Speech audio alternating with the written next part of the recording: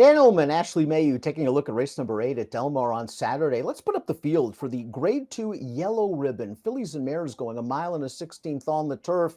Anisette, the number 2, has been good throughout her career, and I thought she was really impressive winning the Grade 1 Gamely last time out off the layoff. And to me, a mile and a 16th, cutting back a 16th, will not be an issue at all.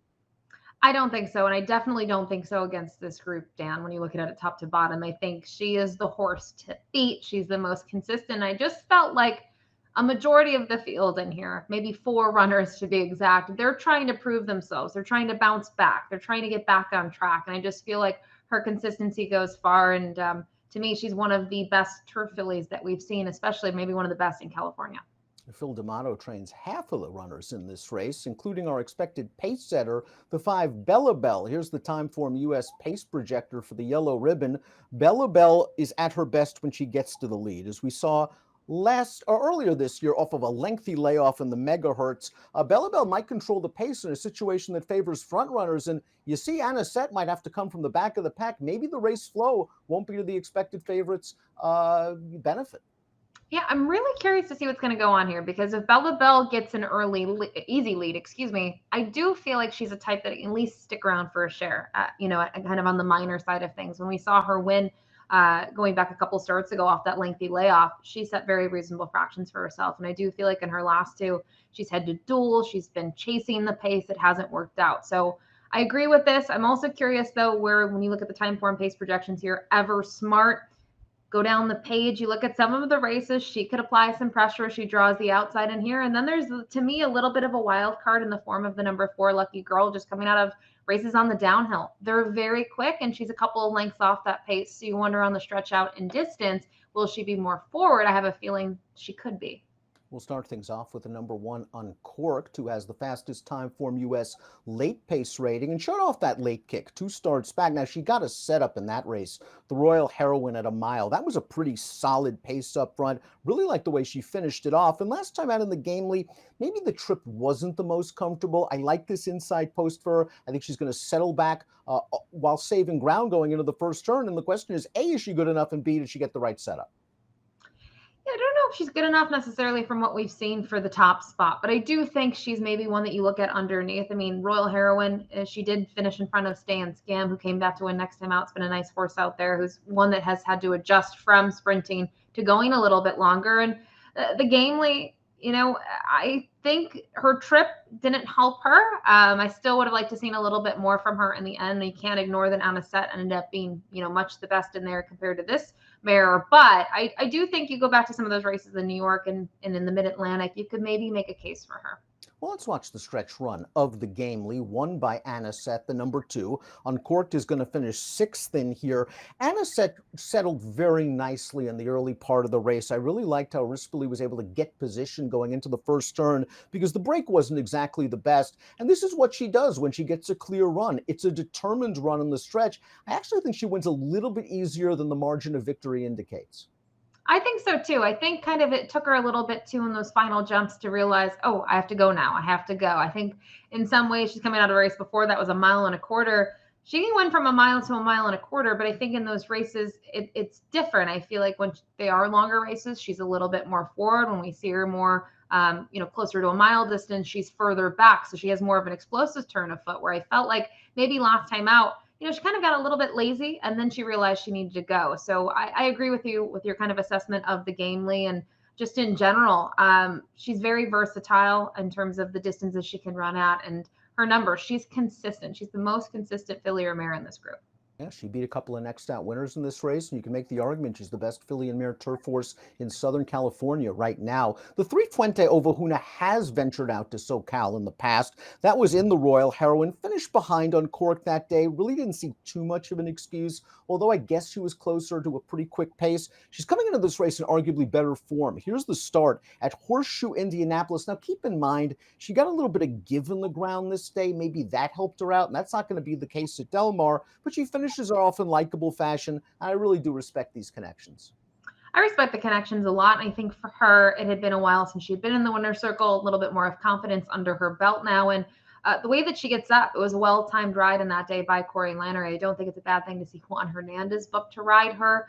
I'm just curious too, in terms of trip, will she sort of be further back because the pace, it's really going to be pace dependent for her. I think in her last two, she's been able to be more forward because there has been that give in the ground that you mentioned, and the pace hasn't been as hot. So a lot's going to kind of be dictated by what Bella Bell and others do in here. But I do think if she can get a trip, I should say, where she's at least somewhat close to the pace, that she could roll late and maybe have something left. But on the other side of it, she is a little inconsistent.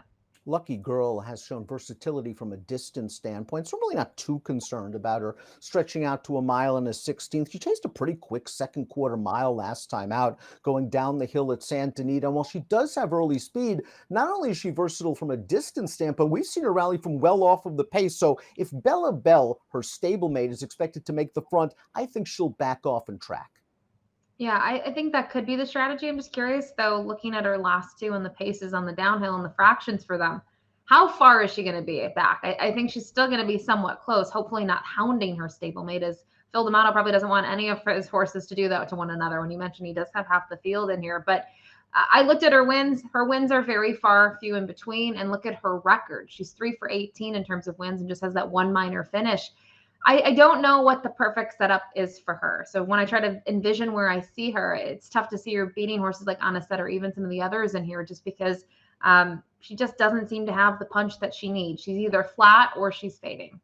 D'Amato did a really remarkable job getting Bella Bell ready to fire off a year-and-a-half layoff in the megahertz 3 starts back, and she was able to get to the lead and really drop the anchor on him on the backstretch, slowing the pace to a crawl and then sprinting on home. That was not the case last time out in the Royal Heroine. Not only was the pace hot, but Bella Bell was facing pressure every step. She might get a vastly different scenario here, and we've seen what she can do when she gets that backstretch breather. Yeah, if she can get soft fractions to her liking, she's the one setting them. She can be dangerous on the front end. Even a couple of her other races, when she's been able to sit a little bit more, we saw that earlier in her career back in 2022. She's able to make that late run.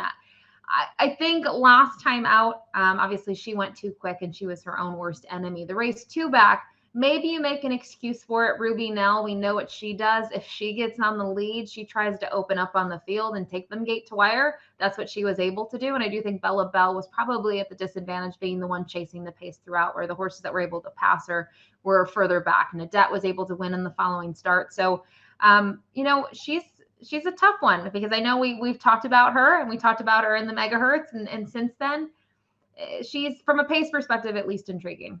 Ever Smart, the number 6, likely used her most recent race as simply a prep for this. They cut her back all the way to 5 furlongs in her first start off about a 7.5-month layoff.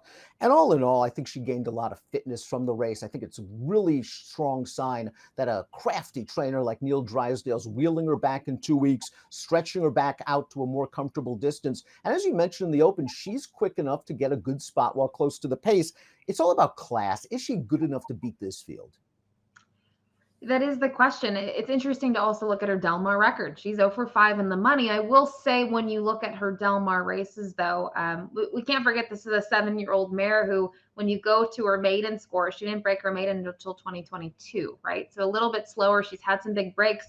I feel like she's a better horse in the last year and a half than she was at any other point in her career. And just look at her performances. She's been able to finish very nicely in some of those races last spring and summer. And she probably just simply needed the race last time out. Fair and square, I think she needed the daisy cutter. It was going 5 furlongs. That's not her ball game. And it's certainly not her ball game at this stage in her career. So I think there is some upside on her. I don't want to read in too much into that local record. And I think if she can do anything that she did last summer, where she's stalking and makes that late run, she could be a horse that could get into the exotics. Let's take a look at our top selections for the Yellow Ribbon Handicap.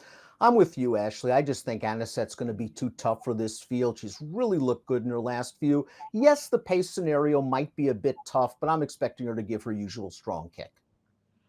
Not shocking that I use Anisette based on what I said about everybody else. I mean, I feel like everyone else in here, they have some vulnerabilities. They're horses that are inconsistent. They are not reliable, and they're going to need certain things to go their way. And she still needs some pace to run out with that running style. But I do think that Umberto Rispoli is going to be a little bit more mindful that Bella Bell could be out there by herself. And I think he can kind of adjust his tactics to be a little bit closer. Or if he feels like the pace is hot, he can sit more off of it. He knows her so well. So regardless of the pace setup, I think she's going to get the ride that she needs.